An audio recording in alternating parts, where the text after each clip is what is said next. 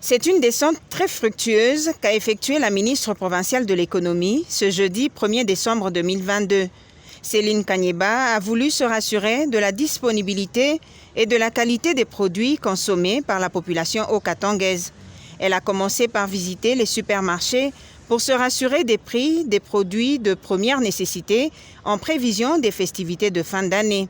C'est la visite des entrepôts qui a révélé des pratiques très décevantes. Dans un des entrepôts tenus par des sujets libanais au quartier industriel, la ministre a découvert une pratique criminelle. On s'adonne à actualiser les dates sur des produits expirés et même à varier.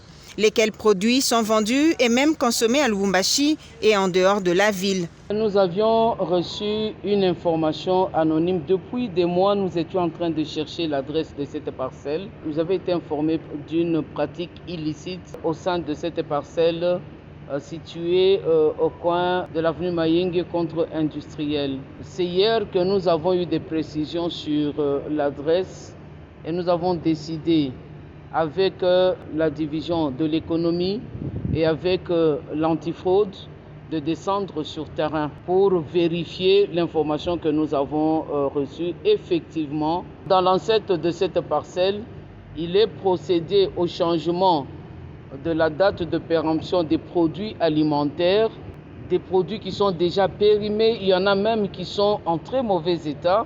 Ils changent de date de péremption, ils mettent une autre date de péremption et ils acheminent ces produits en dehors de la ville de Lubumbashi. Il y en a d'autres qui sont vendus ici.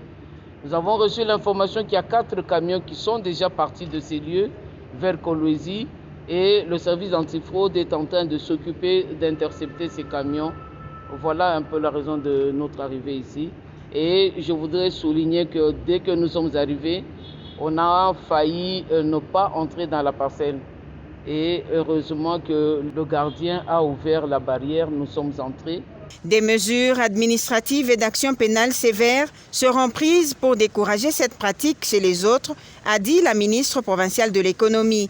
Entre-temps, la ministre appelle la population à la vigilance et à la collaboration avec ses services.